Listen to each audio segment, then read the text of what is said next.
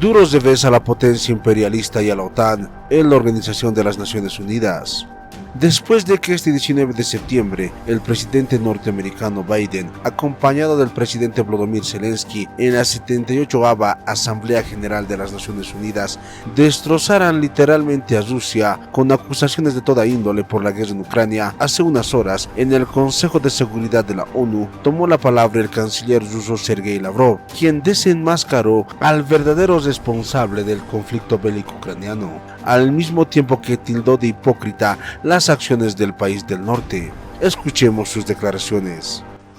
Señor presidente, señor secretario general, queridos colegas, el orden internacional actual se basa en las ruinas y la colosal tragedia de la Segunda Guerra Mundial. Se basó en la Carta de las Naciones Unidas, una fuente clave del derecho internacional moderno. Y esto, en parte gracias a Naciones Unidas, fue posible evitar una nueva guerra mundial o incluso una catástrofe nuclear. Lamentablemente, después del final de la Guerra Fría, el occidente colectivo liderado por los Estados Unidos se arrogó arbitrariamente el rango de árbitro de los destinos de toda la humanidad. Y también decidió ignorar el legado de los padres fundadores de las Naciones Unidas. Hoy en día, Occidente se refiere a las normas y principios selectivamente para servir a sus propios intereses geopolíticos. Esto supone inevitablemente el debilitamiento de la estabilidad internacional, agrava, incita nuevos focos de tensión. Los riesgos de que haya un conflicto internacional también van en aumento. Y ante ello, Rusia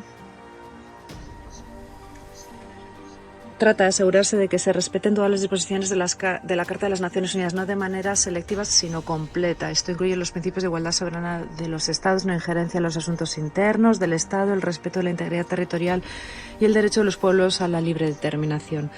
Las acciones de Estados Unidos y sus aliados son prueba de violaciones sistemáticas del equilibrio de fuerzas consagrado por la Carta. Desde que colapsara la Unión Soviética y desde que se crearan estados independientes, Estados Unidos y sus satélites han interferido en los asuntos internos de Ucrania, como se ha dicho pública y orgullosamente por la subsecretaria de Estado, Victoria Nuland, a finales de 2013.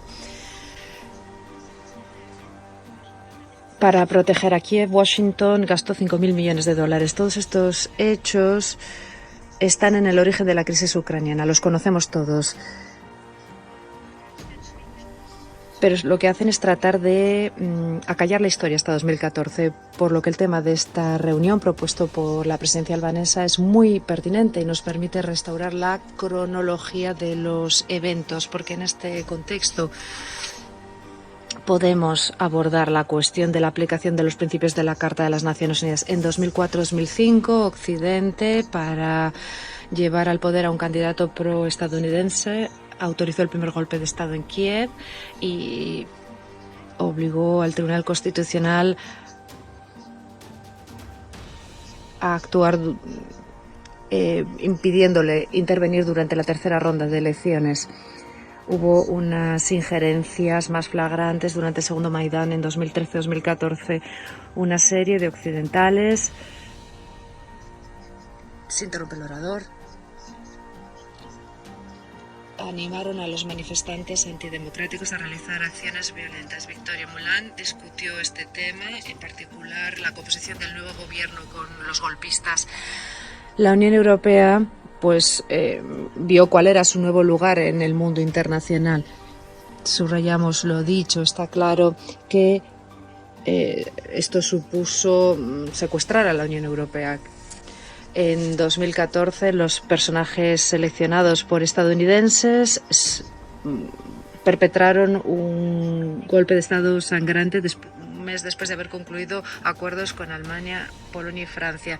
Con el presidente de Ucrania, Yanukovych, y los líderes de la oposición, el principio de no injerencia en los asuntos internos del Estado ha sido pisoteado repetidamente. Después del golpe de Estado, los golpistas declararon que su prioridad era erradicar los derechos de los ciudadanos rusófonos de Ucrania, los habitantes de Crimea y del sudeste del país, que se negaron a aceptar los resultados de este golpe de Estado y fueron por ello declarados terroristas. fueron objeto de operaciones de sanción.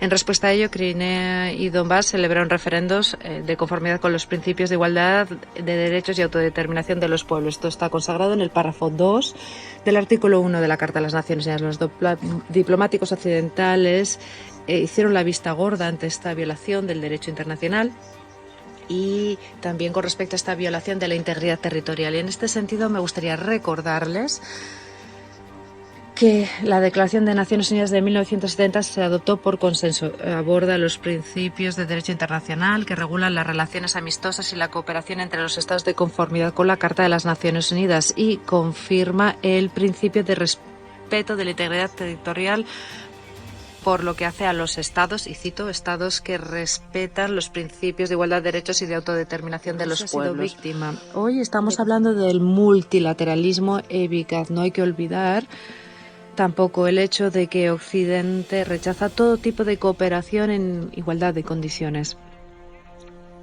Ya se nos ha dicho, Europa es un jardín florido rodeado de la jungla. Esto es neocolonialismo, es un desprecio de la igualdad entre los estados. Lo que habría que hacer sería reforzar los principios de la Carta de Naciones Unidas sobre la base del multilateralismo, en particular en esta reunión, para evitar toda politización de relaciones entre los estados.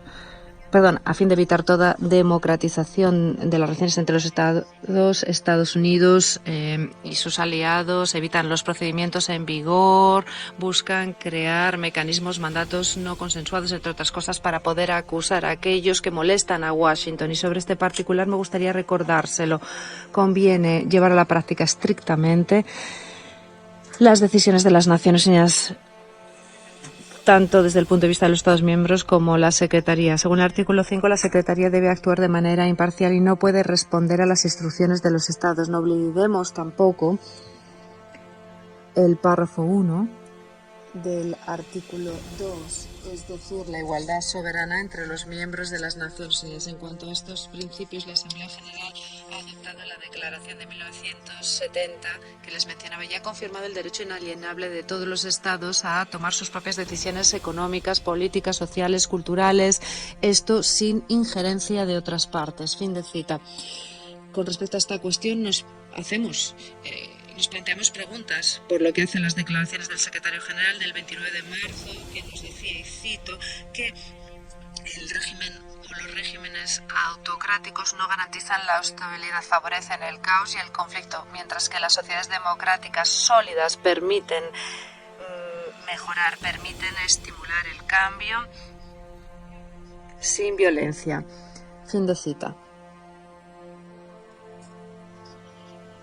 Me gustaría recordar las aventuras de las democracias socias en Yugoslavia, Afganistán, Irak, Libia y en otros lugares. El secretario general también ha dicho, vuelvo a citar, estas democracias son centros de cooperación extensos que consagran los principios de igualdad, participación y solidaridad. Fin de cita. Es notable que todo esto fuera dicho durante una reunión convocada por Biden al margen de una reunión de las Naciones Unidas llamado Cumbre de la Democracia. Participaba el gobierno estadounidense, así como representantes leales a Washington y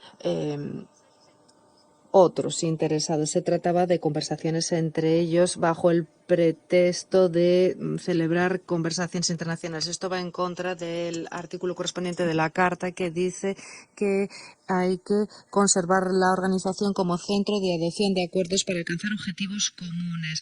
Hace varios años que Francia y Alemania anunciaron una alianza multilateralista y solo invitaron a participar a quienes responden a esta mentalidad colonialista y que también son el origen de nuestra reunión de hoy sobre el multilateralismo eficaz. Al mismo tiempo se nos ha dicho que la Unión Europea es un ideal de multilateralismo. Escuchamos a Bruselas que nos dice que conviene ampliar lo más rápidamente posible la Unión Europea y sobre todo con los países de los Balcanes, pero esto son solo palabras. Serbia, Turquía, que están llevando a cabo negociaciones en vano desde hace años, no se benefician de la adhesión. Estamos pensando también en el caso de Ucrania.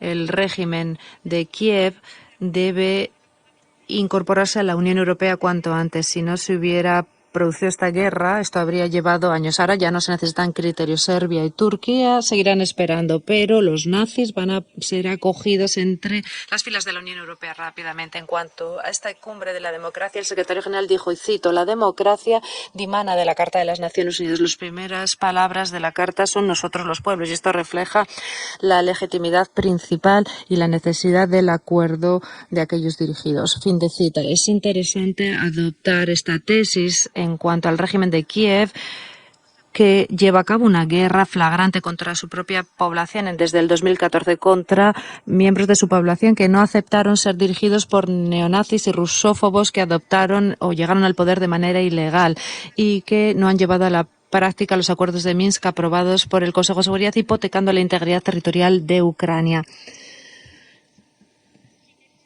Todos los que defienden la Carta de las Naciones Unidas deberían preguntarse a qué se corresponde este régimen ucraniano. En cuanto a los principios de la Carta, no hay que olvidar la función de la Asamblea General del Consejo de Seguridad. Occidente, ese colectivo, utiliza el término de abuso del derecho de veto desde hace tiempo, ejerciendo presión sobre otros miembros de las Naciones Unidas. De esta manera llegó a la decisión según la cual, tras el uso de un derecho de veto, sería necesario examinar la cuestión en la Asamblea General. Esto no es un problema para nosotros, puesto que el enfoque de con respecto a todas las cuestiones en el orden del día es un enfoque abierto, no tenemos nada que ocultar y estamos listos para explicar nuestra postura. El derecho de veto es un instrumento totalmente legítimo previsto por la Carta para evitar que se tomen decisiones que supondrían una división dentro de la organización. Pero el procedimiento de debate de estos asuntos en la Asamblea General, y en particular del veto, podría aplicarse también a decisiones que fueron adoptadas hace varios años y que ya no se mencionan, sin olvidar el artículo 25 de la Carta. Estoy pensando, por ejemplo, en las resoluciones del Consejo de Seguridad sobre Palestina y todos los problemas sobre Oriente Medio, el norte de África, el JCPOA o la resolución 2002 que refrendó los acuerdos de Minsk. Hay que prestar una atención particular al régimen de sanciones. Esta es la norma, la actualidad del Consejo de Seguridad. Después de largas negociaciones, de conformidad con la Carta, aprueba sanciones contra un determinado país y luego Estados Unidos y sus aliados imponen contra estos mismos estados restricciones unilaterales adicionales que no han sido aprobadas por el Consejo de Seguridad y que no se incluyen en las resoluciones del Consejo de Seguridad. Es más, este es otro ejemplo más flagrante que nos muestra que Berlín, París y Londres siguen aplicando su legislación nacional, en particular contra Irán, sin llevar a la práctica la resolución 2231. Estos países nos han dicho que las resoluciones y las sanciones no van a estar vigentes, por eso vamos a adoptar nuestras propias reglas. Toda resolución por la que se imponen sanciones debe ser adoptada por este Consejo de Seguridad y ningún Estado tiene derecho a aprobar otras sanciones ilegítimas contra este mismo Estado. Los regímenes de sanciones del Consejo de Seguridad tienen que limitarse temporalmente. Debe haber una limitación temporal, porque esto nos da la flexibilidad necesaria para poder actuar. Nos habla de las cuestiones humanitarias, por ejemplo, relativas a las sanciones. Toda medida de sanción adoptada por este Consejo debería ser objeto de una evaluación en cuanto a sus consecuencias humanitarias.